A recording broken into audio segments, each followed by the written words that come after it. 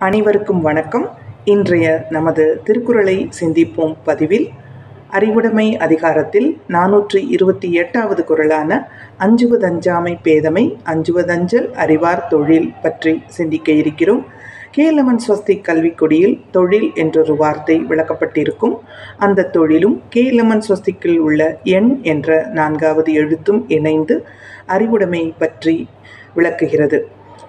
எண் என்ற 4ஆம் எழுத்து ஓர் எழுத்து பலமொழிகள் என்ற தமிழ் இலக்கணத்தின் வழி நின்று மனித குலத்தின் தீங்கிற்கு வழி தரும் தகவல்களைக் கண்டு அஞ்சி அதனின்று விலகிடல் அறிவு என்றும், அஞ்சத்தக்கதை கண்டு அஞ்சுவதே அறிவுடையவரின் தொழில், வாழ்வு, விருப்பம், அவர்களின் தேர்வாக இருக்க வேண்டும் என்றும் அந்த அறிவினை கற்றுக்கொள்ள இந்த கல்விக்கொடி வழிகாட்டுகிறது. அஞ்சுவது அஞ்சாமை பேதமை அஞ்சுவதஞ்சல் அறிவார் தொழில். நன்றி, வணக்கம்.